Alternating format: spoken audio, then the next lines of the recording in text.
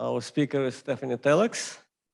I started working with Stefanie, well, a few years ago when she was an undergrad at MIT. Stefanie got all her degrees from MIT, then she was a postdoc there as well. And then she became a professor at Brown University, where she runs a lab that deals with robots that collaborate with people. Stefanie, take it away.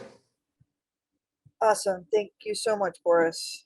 So thanks very much for having me. It's always fun to present to the summer school.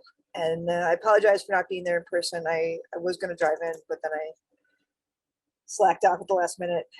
So please don't hesitate to stop if you have questions or you want to dig into anything in more detail. So as Boris said, I'm a professor at Brown University. And I run a lab called the Human to Robots Lab. And I think a lot about robots and human-robot collaboration. It's a super exciting time to be a roboticist. We're seeing advances in robots and robotics that are just mind-blowing.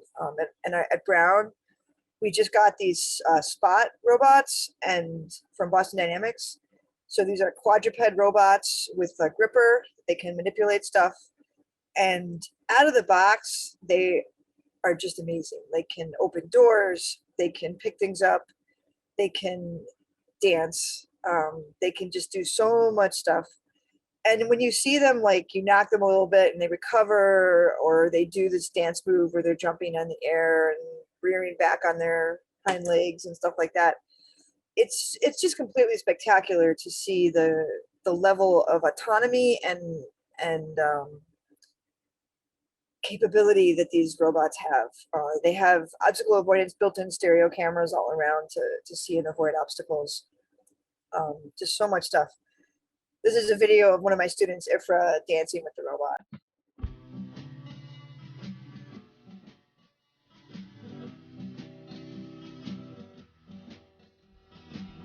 I hear the clock, it's 6 a.m.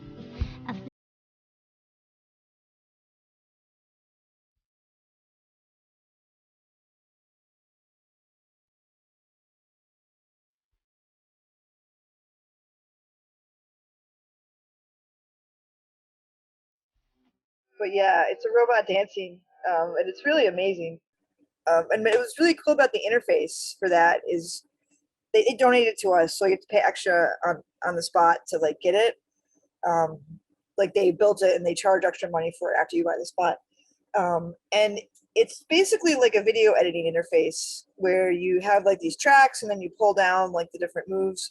And it's quite easy to use. So like my 9-year-old niece came down and played with the robot, and she choreographed a dance to a song from that new Weezer album.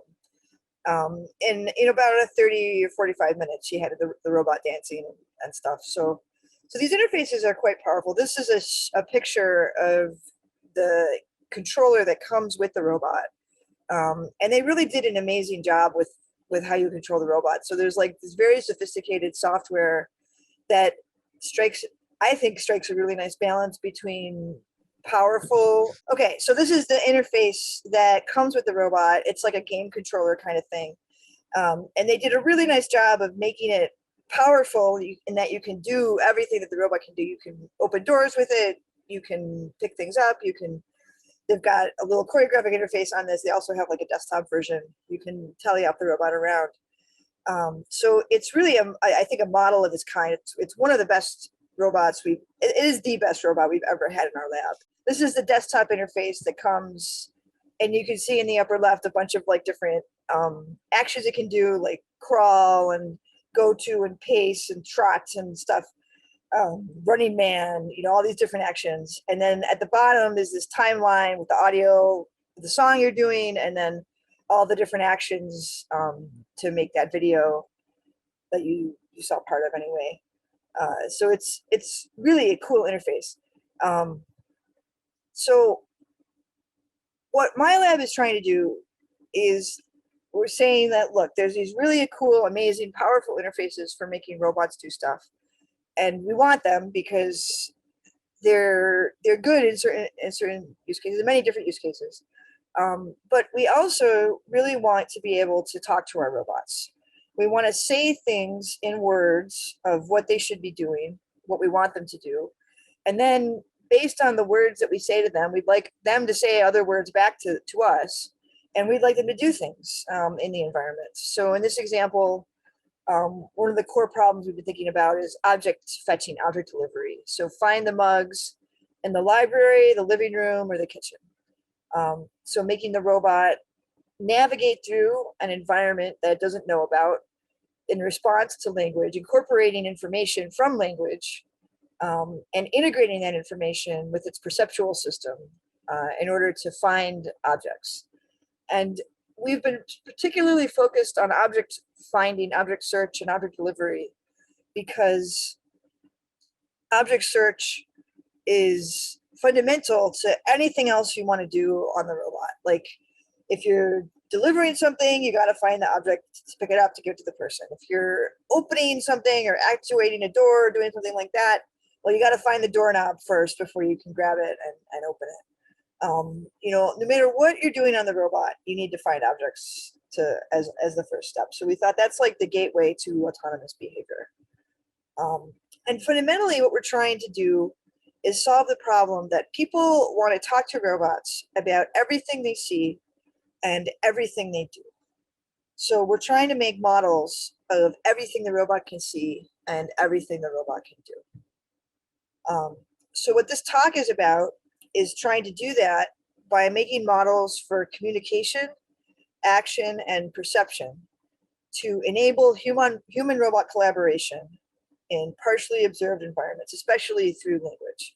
And in fact, we think language is really important to enable collaborate, not just interaction between humans and robots, but collaboration between them. So the approach that we're taking is based around POMDPs, partially observable Markov decision processes. So POMDP models are a way of thinking about how a robot operates in an uncertain environment where you have a state of the world that's unknown to you, but evolving through time. And you know the dynamics, you know how it's going to evolve, or you know a distribution over how it's going to evolve. And then based on that state, you get observations that tell you something about the environment. And you get to see the observations. You get to, so based on where you are in the world, you can expect certain observations from your camera and from your range sensor, for example. And then you get to take actions. So you can decide to move forwards or backwards in the environment. And based on those actions, you expect the state to change. So the actions change the current state, and the action you took predicts the next state that you're going to go in. So POMDPs are notorious for being really hard to solve, but they're also the simplest model I'm aware of that captures everything that a robot is, because it's capturing the actions that you take in the world and the observations, unknown things in the environment. So what we started to do in my lab is take the strategy of trying to make everything be a POMDP, and we organized this around object search, because like I said, object search is this fundamental problem for making robots do stuff in the world. So we started out by thinking about object search as a two-dimensional grid search, grid world problem. So you might say to the robot something like, find the mugs in the library, the living room, or the kitchen. And we assumed that the robot ran SLAM, which is like a pretty well understood problem, simultaneous localization and mapping, which is a pretty well understood problem in robotics. And it had made a map of the environment that was a two-dimensional grid map, sort of the most common SLAM approach. And after having done that, it had its map and it could localize itself in the map. And again, robots are able to do that very well. But the location of the mugs wasn't known in the environment. So we were going to give the robot a detector that basically, if the mugs are nearby and in the field of view, like a camera, in the field of view of the camera, then it will know, but it's going to be a noisy detector because our real detectors, of course, aren't perfect. And the robot's job is to take this detector and its model of the environment, given a motion model, it's a two-dimensional, like wheeled robot driving around in the world, and reason about where to go and where to point its camera in order to find objects in the environment as quickly as possible. And it's getting information from language about where those objects might be. So in this case, it's being told that they're in the library, the living room, or the kitchen, but not in the other rooms. And based on that, in the map in blue, you can see its belief distribution about where it thinks the mugs are, where the lighter colors are more likely, the darker colors are less likely. So it's lighter colored in those three rooms based on the language update. So then what the robot's going to do is drive around to different locations in the environment and then run its detector to look in different places. And then in the living room, it's going to look in that direction and do this update based on the sensor model and say, oh, I don't see it. So it's darker blue now to indicate that. And of course, this is all like the right update, but intuitively it's darker blue to say, I looked here, I don't see it. So it turns and it looks north and it gets a detection. And now it thinks it's very likely that the mugs are there. So it finds the object and does an update to say, okay, I found it and it's unlikely to be anywhere else. So this is sort of the intuitive behavior that you want the robot to do, is like systematically drive to the places where the object is likely to be and then look until it finds the object and stuff. The challenge is that if you represent the state space as a 2D grid, which is very natural, a lot of our problems representations do that, it's sort of the default representation that comes out of SLAM, localization and mapping. The state space of where the objects could be is very large, and naive algorithms for finding policies for finding the object don't work because it takes too long.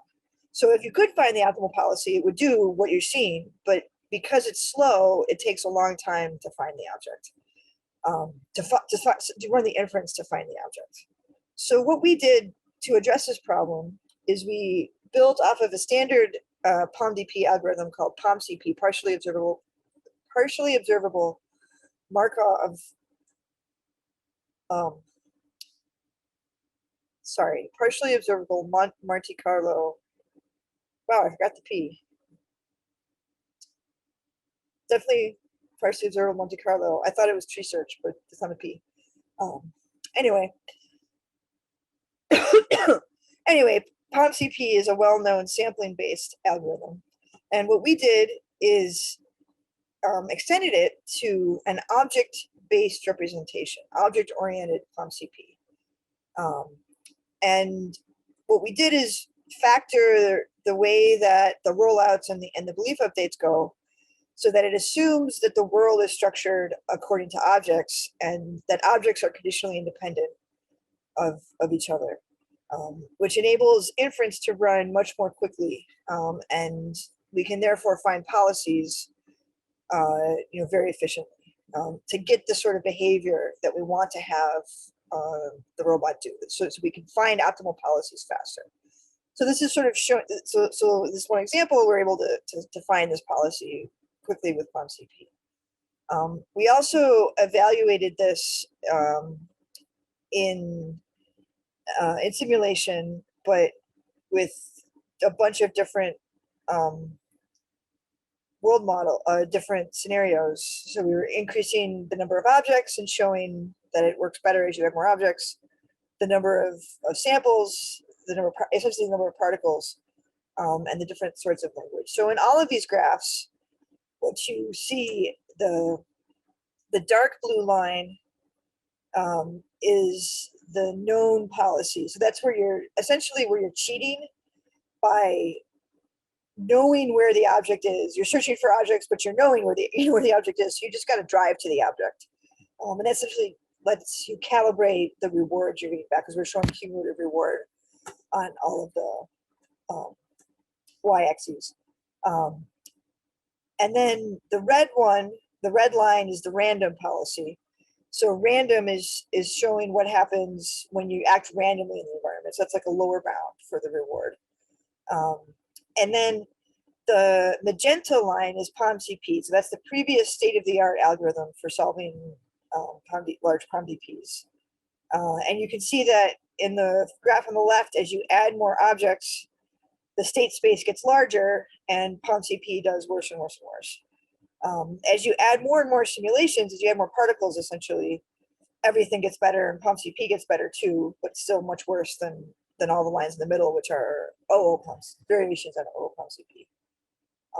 So the sort of first takeaway here is that we're doing much, much better than the previous state-of-the-art algorithm with object-oriented POMCP. The second thing takeaway, or like actually my favorite part of this graph is the one of these three graphs is the one on the right. So here in the x-axis, we're varying the amount of information that we're giving the algorithm about where the objects are from language. This is a very simple language model, so we're just using keyword updates at the room level. So we're assuming that we're getting a bunch of words that say what room the object is in, or might be in. So like in the library or in the kitchen. And we're just matching those to words based on labeling the rooms. So in the misinformed case, that's where the person is lying to the robot. So we say, it's in the kitchen, but actually it's in the living room. In the no information case, we say nothing. So we didn't lie, but we also don't really help it. We don't give it any information with language. In the ambiguous situation, we tell it correct information, but it's ambiguous. So we say it's in the kitchen or the living room. I don't know which one. And it actually is in the kitchen, but we don't know whether it's in the kitchen or the living room. And we have to just search in both places. And then last, in the informed case, we say it's in the kitchen, and it actually is in the kitchen. So on the x-axis, we're increasing the amount of information that we're giving the robot from language. And you can see that the POMCP and the other algorithms are doing better as we give more information. Random, I'm actually not sure why random is going up. I think random is just random. It is a little weird that it's going up at all. So everybody's going up as you give more information. But the OO-POMCP variations, like that teal line, the cyan line, and then the other ones are just very like different variations on it, are going up more to the point where with the misinformed case, we still find the object, just not very quickly, because first we have to go to the wrong room and check it out, and then decide it's not there, and then do a smoothing update essentially to be like, okay, well, they must have lied to me because we did when we do the leave update, we have a small smoothing term, and then it has to search all the other rooms. So it always, and again, this is not specific logic that we programmed in. This is just the POMDP doing its belief updates as a POMDP does, given the model of the world.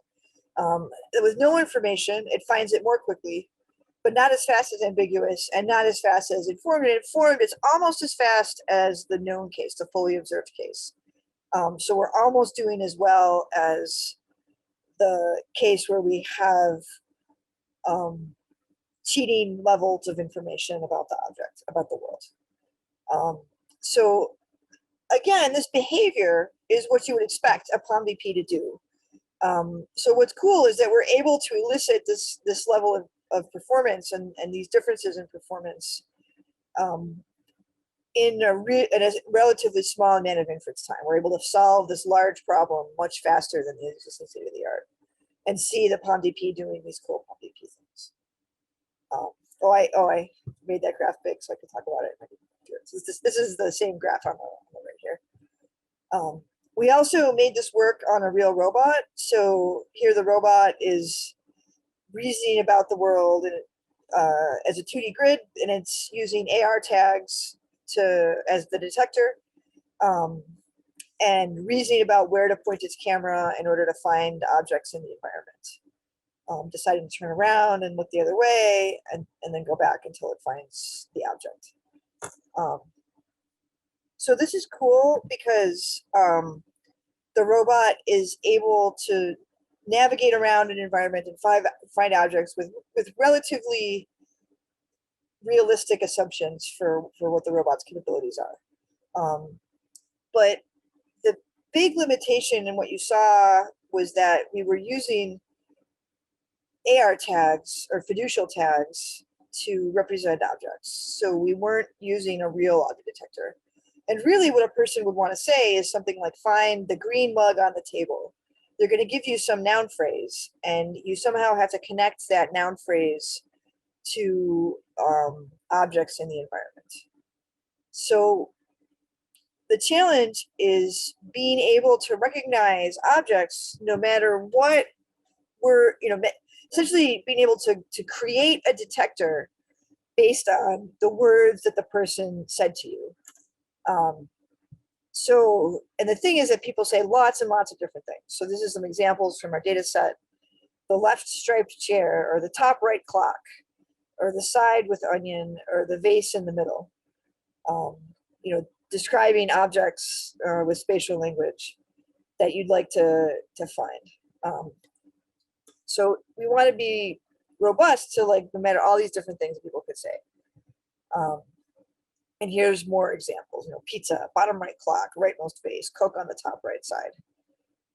So there's an existing approach from Trevor Darrell's group at Berkeley that basically is doing segmentation from natural language expressions, which can take in an RGB image and a natural language expression, like a bunch of bananas, and then the image you can see here in the left, and then do magic deep learning stuff in order to output a segmentation of that part of the image, the bunch of bananas in this case.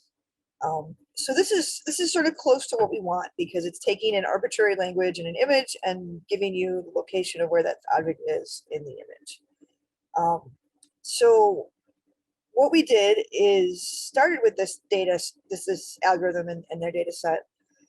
We expanded to a larger data set that had come out in the intervening time called RefCoco, which has lots of objects in indoor environments, of bottles, sofas, and chairs, and retrained the model. And then we applied it to a simulation environment, AI to Thor, to make it easier to run experiments. So we also did some post-training on that. But there's a significant difference between the segmentation problem and the problem that we really want to solve when we put this on a robot. And that's the problem that in the training data set, when you're doing segmentation, you get an image, you get language, and the thing in the language is always in the image. So here, the sink on the left, there is a sink on the left, and it can come out in the segmented image. But actually, most of the images that are taken by the robot are not going to have the object that you're looking for when you're doing object search. In fact, if it did, you would have basically already found the object. So most of the images don't have a sink at all, even in a relatively small room like this bathroom. So the challenge is to be robust to this sort of thing and be able to correctly reject a lot of images that don't have the object you're looking for, and correctly accept it when you do, because at that time you've almost found it.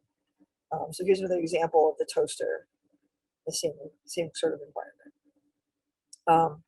So to address this, we trained the model. In addition to training it on positive examples, we gave it a lot of negative examples where the image, the object wasn't in the image, to help the model learn to correctly reject images instead of hallucinating the object it's supposed to be looking for in whatever image it was in.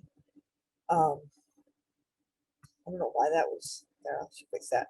And the second problem is that when you're putting this into a POMDP, you need to have an observation model of what the robot sees. So what we did, and the detector actually has an observation model that has a model of like how much noise is in the detector, that it can use to tell the POMDP essentially how good is the detector. So we defined an observation model based on outputs from the deep learning model, that basically let it change how it's doing its belief update based on the uncertainty in the detector. And then we measured the task completion rate of different versions of this. So in our experiments, we used the AI to Thor simulation environment of 15 different rooms, 4 different types of rooms, with 30 different target objects of indoor household objects, and then 2D model of the environment. So we just assume, we ignore occlusion and stuff. We just assume that if you're pointing your sensor at a direction, you can see in that the objects in that direction. And we're measuring the task completion rate. So here, the graph on this graph is showing the task completion rate for different variations of our model. The one on the far right, the pink one, which we call the perfect sensor, is showing the performance of a noisy sensor that is being created from the ground truth object location. So the model of the sensor the model that the POMDP has of the sensor perfectly matches the sensor because it's being created from ground truth. So this is an upper bound on performance because it's showing what it would be if the POMDP's model actually perfectly matched what the sensor is doing. And everything else, all the other bars that are together in different colors, are showing a real sensor that's taking as input an image of the environment, a generated image of the environment, and then running detection on that image based on the language input, and then finding the object. So, and what you can see is on the far left we're using. Sorry, my friend's puppy came to visit, so welcome for me to this talk. So on the far left is where we're using a fixed ground truth sensor model where it's not changing based on the detection results. And that's doing worse than the one on the far right where we're using a dynamic sensor model that's changing based on our estimated values for the way the sensor works. And this is basically saying that the model is doing a really nice job of telling us how confident it is. And we're able to do better in the POMDP by looking for more directions, essentially, and actually finding the object when the model's telling us it's not confident. But we're not doing as well as the perfect sensor model. And I think this is because the model that we're using is making an assumption that's common for like range sensors, which is that if I look multiple times from the same place, that the noise is going to get averaged out. But for a visual sensor like this one, there is some noise from the camera, and that image noise is going to get averaged out. But if it's failing to detect because it's occluded or because the object wasn't in the data set or something like that, looking in the same location is not going to solve it. And so what we should do instead is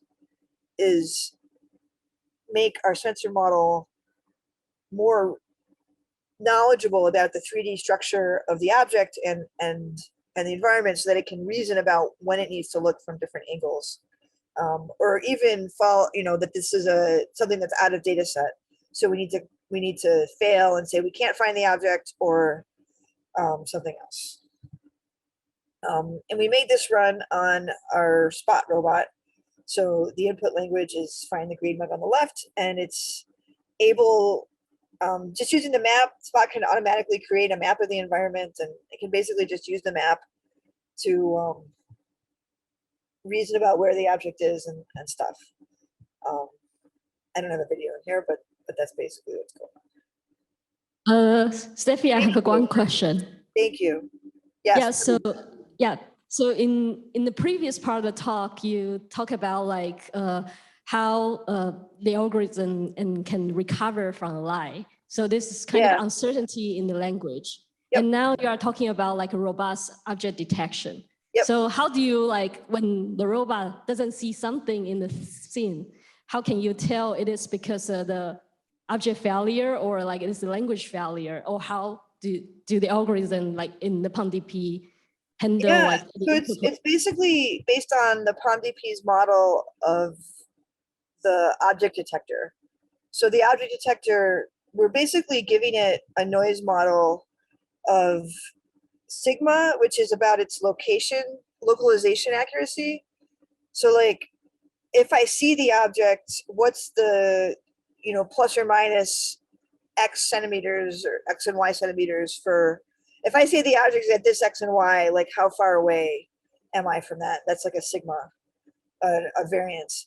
But then more what you're talking about is the epsilon error rate, which we use to represent the true positive rate with another one for false positive rate. So how likely is the detector to lie to you and say, oh, it's here, when really it's not there? And it's not there when it is there. So so given those parameters, the POMDP is going to just do what the POMDP is going to do. And to the degree that this observation model is a correct model of the detector, what it will do if you can solve it is optimal. Does that make sense? Yes. Yes. But to the degree that but this is saying, this graph here is saying actually it's not a correct model detector, because the magenta line is with a fake perfect sensor where it does match, and it's still not getting all the objects because there's noise in the perfect. We shouldn't call it the perfect sensor. It's perfect in the sense that the noise model of the sensor perfectly matches the POMDP's noise model. We still don't find the object all the time because we cut it off after a certain amount of time and just say fail. But you find it less when the sensor model doesn't match, because of what you're saying. Basically, it's not looking in the right places, or it sees it. It gets like probably what's happening is it gets to a place where the object is in the field of view and it had a false negative. It should have been detected by the detector, but the detector failed to detect it. And then it probably was like, okay, I'm going to look again at the same spot. Maybe it'll work that time, but nope, it doesn't. And then it moves on, and that's it. It doesn't see the object. It misses it. Never goes back there, right? And the POMDP won't have it go back, and if it thinks that the error rate of the detector is low, and it thinks it looked there and didn't see it, it's not going to go back until it's looked everywhere else, right? Because then the noise, like if you have a smoothing term, it's then going to basically look everywhere else twice, and hopefully it'll get a different viewing angle or something, and maybe see it. I also have a question. Yeah, please. So I guess I have two questions, but one is like, what about if the visual scene is moving? Is the robot capable of dealing with movement in the visual scene, or it has to be a completely statical world for it to be able to navigate? This detector is operating at the level of individual images from a camera that's running at 30 hertz or something. But it's only looking at one individual image. And you could definitely mess with the robot by moving things around. Either if it's in the field of view, it's just going to do whatever the deep learning sensor does. It is not reasoning about occlusion at all in this model. I will talk about another model that does do that, that does reason about occlusion. So that is, if you're standing in front of the green, like in this video, where we go. In this video, if you're standing like here in between the robot and the green mug, with this model, it's going to think that it's going to completely break and think, oh, the green mug's not there because I see a person. It's not going to say, oh, there's something, I got to look behind the person. But I will talk about another model that can reason about occlusion. So given a point cloud, it'll be like, well, I can't see stuff behind the person. So I've got to look at behind that other stuff in order to fully search the environment. Definitely an attacker could, stealthily sneak around behind the robot and move the object, where it just looked and make it really hard to find the object. So we don't reason about that. That said, it's very straightforward to modify a model like this one to take that into account by saying that by essentially adding an entropy component to your transition model. So basically saying that whenever you state transition from one state to the next state, all of your belief, any object could at any point randomly teleport to a different place. And what that looks like when you implement that assumption is that if you just wait, the probabilities all go back to uniform, and then it'll do the right thing if it doesn't know anymore. It'll be like, well, I don't really know, so I'm going to go look again and update my probabilities again. Does that make sense? Yeah, thank you. Yep. And I guess I had another question, but this is very general. I was just wondering, I imagine like this robot has different models running. So you probably have one for object recognition, but you also have to have movement in the world. And I was wondering, how do you integrate between these different functions that the robot has to accomplish? Good question. So we think about robotics as having a sensory motor substrate, which is the model of the robot and its sensors and actuators. And then everything else is happening on top of the sensory motor substrate. And the sensory motor substrate is fixed, and I mean, it's not fixed if you're actually building the robot, because you could always staple another camera. We're like putting GPS sensors on it and stuff. But like if you fix the hardware of the robot, then the sensory motor substrate is fixed. You have the sensors you have, and they're outputting what they're outputting, and you have the actuators you have, and the actions are running on top of them. In practice, we're often working at a higher level of abstraction, where, with the case of the Spot, for example, it comes with an SDK in which you could say, please stand at this XY location in your map. And it's running localization on board, it's doing it. And it's got a planner that decides how to stand at a particular location, XY theta usually, because you can face in different directions. And in the case of the Spot, it's got, and this is very common in many robots, you have a fancy, expensive camera, but you only have one. And then you have cheaper other cameras sprinkled around. So it does have stereo pairs facing in all directions, but it has a high-res color camera in its snout and its kind of hand there.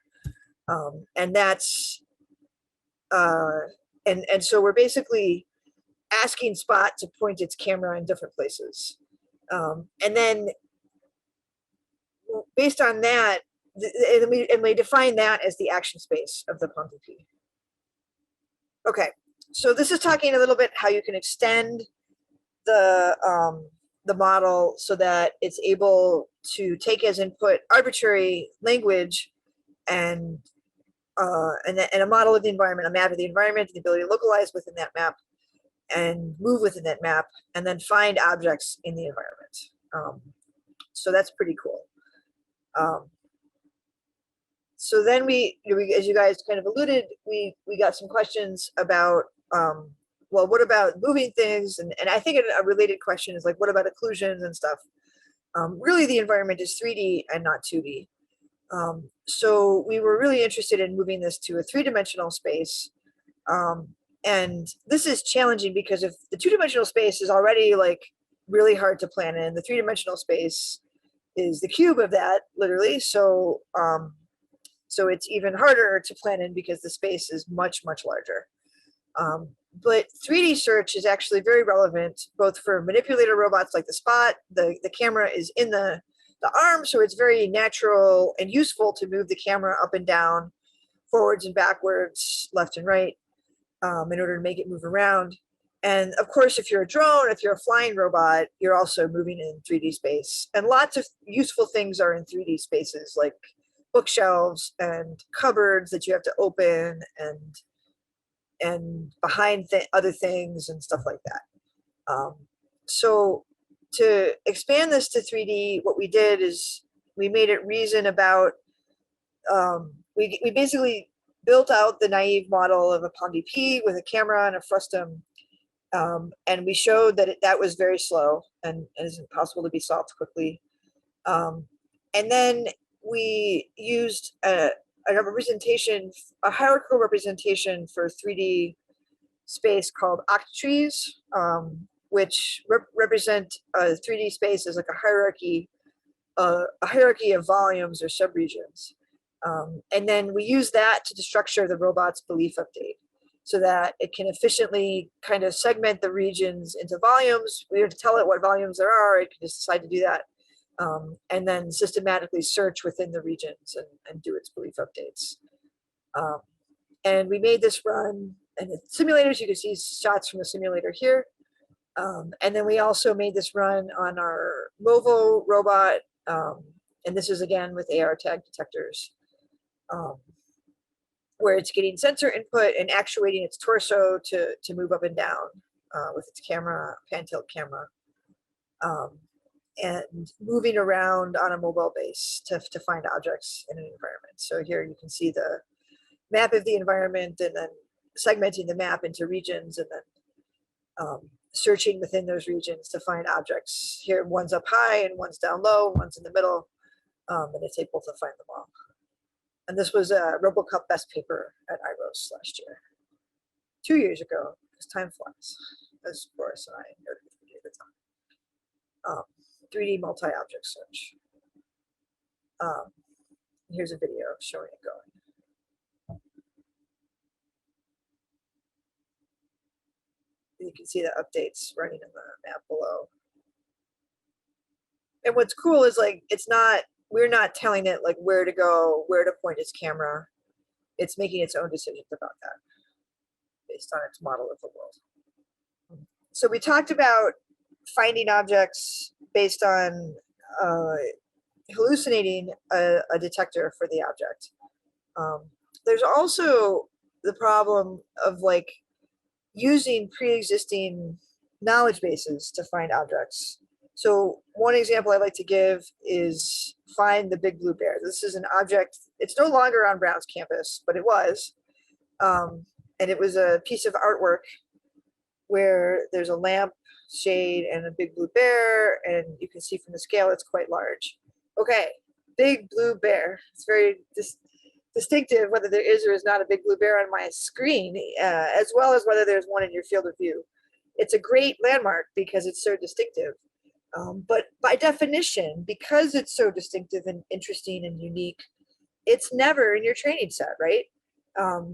So the challenge is that we'd like to be able to find objects like the big blue bear without having had them appear in our training set before. And maybe there would be, I mean, it would be really cool if there's a way to do this with large language models and compositionality. I feel like I should acknowledge that to Boris, because if you believe in compositionality, this is why, because like you've never seen a big blue bear before, but here it is. And with just those words, having known those words, you should be able to make a detector for it. Maybe that would work. But we decided to try to hack it a different way, which is to observe that landmarks like the big blue bear are in existing databases about the environment. So in particular, this is Providence, Rhode Island. This is where Brown is. And there's an OpenStreetMap database of all the objects in the environment. And in that database is the big blue bear. So you'd like to be able to like use that information in order to find objects in the environment without having had to train in the environment. So in our previous work, doing this sort of thing, we had to, if you wanted to test in Providence, you had to train in Providence. So you had to collect data from Providence and then train on those landmarks. And then if you took it to Cambridge, you had to collect data from Cambridge and then train in Cambridge. And then you go to Woods Hole, the same thing. You have to collect data from Woods Hole, and that's a drag. So in our previous work, we were able to do this. We collected a data set of natural language commands paired with LTL, linear temporal logic expressions. So this can be used for finding objects, but also you can give more sophisticated commands like go to the green room, or enter the blue room via the green room, or go to the blue room but avoid the green room. And we collected a data set that was a few hundred commands. It was the largest data set to our knowledge of language and LTL pairs. And we trained a sequence-to-sequence model in order to interpret commands. I think I'll skip the details of that model. But in order to do this, we basically, like if we trained in this virtual environment with green rooms and red rooms, we could never run an OpenStreetMap. And again, if you trained in Providence, you couldn't test it in Cambridge. So what we did is took a model from the natural language community called CopyNet. And we said, look, these open class noun phrases are something that a large language model can actually learn to extract. So if you say something like go to the medicine store, you can extract it as a quoted string. That's why it's called copying. It's copying out the stuff from the input. And embed it inside your logical formal language expression, your linear temporal logic expression. And then you can feed that to a special landmark resolution module that takes as input the noun phrase, the words medicine store, for example, and then runs a query in OpenStreetMap to find the matches for that object. So in our case, we just used cosine similarity between medicine store and words that were associated with the landmark within OpenStreetMap. And what this lets you do is take commands that have been trained in Providence and Cambridge, and take a model that's been trained from data from Providence and from Cambridge, and bring it to a new place like Woods Hole or Cape Cod or wherever you want to take it to, and immediately and give it OpenStreetMap data, which already exists for these places, and immediately the robot can understand commands. So in our user evaluation, we had 14 participants give natural language commands to a drone in Tulsa, Oklahoma. There was no training data from this location. And almost 80% of the time, more than 75% of the time, the commands succeed. And we break it down. This is a speech to text. Like it's going from speech all the way to behavior. And we're breaking down the different failure modes. So some of it was speech recognition, some of it was, and a lot of it was essentially semantic parsing incorrectly. Some of it was incorrectly resolving landmarks, and some of it was bugs in our planner. But overall, we're doing quite well at understanding commands in a new environment that we haven't seen. So what we're trying to do now is look at the existing work in language and robotics. So RoboNLP. A lot of that work is using parallel data sets of human languages and some kind of abstract meaning representation. A lot of times that's LTL, linear temporal logic. Sometimes it's made up formal languages that graduate student kind of made happen. Sometimes it's based on the planning representation that the robot's using. And what people do is create small data sets of hundreds or thousands of examples of English or whatever human language paired with expressions in that data set. And then you try to learn a model that translates between English and robotese, the robot language. But if you compare this to existing machine translation work, the robotics people are using hundreds or, if you're lucky, thousands of examples. The machine translation people using parallel data sets of human language pairs are using millions of examples. And not surprisingly, it works a lot better if you do that.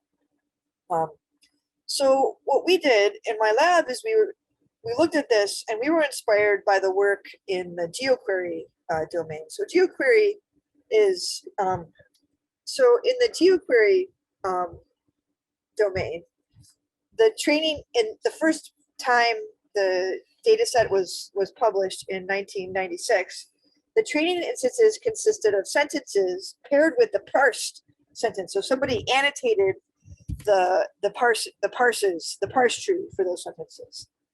Then in 2005, and first, I don't know if you remember, because I think I was around when Luke was doing his PhD, was a PhD student at MIT, and wrote a really cool paper, and his thesis was about basically pairing sentences with logical forms. So you didn't have to annotate the parse tree. You only had to give it English sentences paired with the logical form, and it could learn to do it without the parse tree. That's why it was a big advance. So the logical form was not annotated with a parse tree. Then in 2009, Percy Young and Michael Jordan, Dan Klein, there were a couple other papers at the same time doing this, said, actually, we don't need annotated logical forms. We don't need English paired with a logical form, with a lambda calculus expression or something, or LTL, whatever it was. In this case, it was lambda calculus. He said, we don't need that. All we need is a signal of mapping questions directly to answers.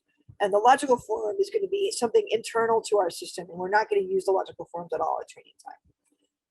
And each of these approaches did better. And the last approach, Percy Young's approach, and others solved GeoQuery, and said, look, GeoQuery is done, and we're able to achieve human level performance on it.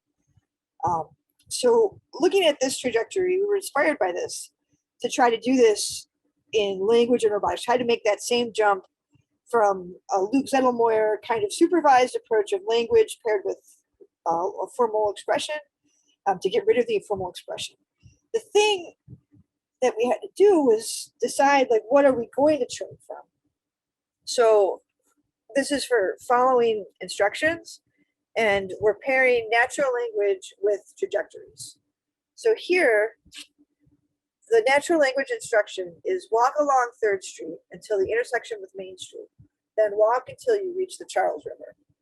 And then paired with that is an LTL logical form that represents the meaning of that command. That's sort of it's accepting and rejecting specific trajectories based on what the person told the robot to do. But we don't see the trajectories at training time. We don't see the logical form at training time. We only see the trajectories. So we see correct and incorrect examples of trajectories. And we see no logical forms. We only have a model of the formal language and the ability to evaluate the expressions in that formal language against trajectories. But the data set doesn't have any logical forms in it at all, any LTLs expressions. And we use LTL progression to kind of generate sets of expressions and then evaluate them as the trajectory kind of progresses through the environment.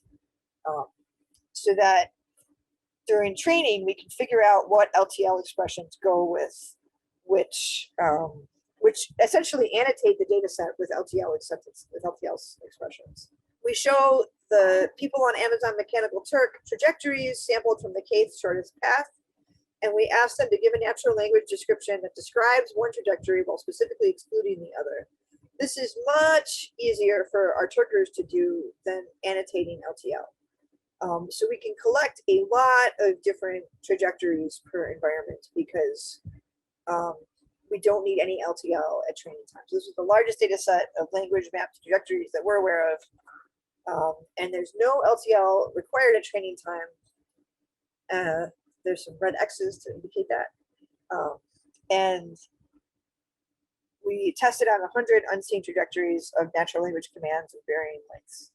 And we compute the goal state accuracy and edit distance. And it works. So we show that we're able to correctly follow commands. We're evaluating both goal state accuracy. So this is like how accurately do you end up at the end are you where you're supposed to be at the end, as well as edit distance, which is how close with an edit distance metric is the path you took to the true ground truth path that you were supposed to take. And we do much better than baseline algorithms in real world environments. We also tested this on the SAIL data set, which is Matt McMahon and Ray Mooney's data set of indoor environments.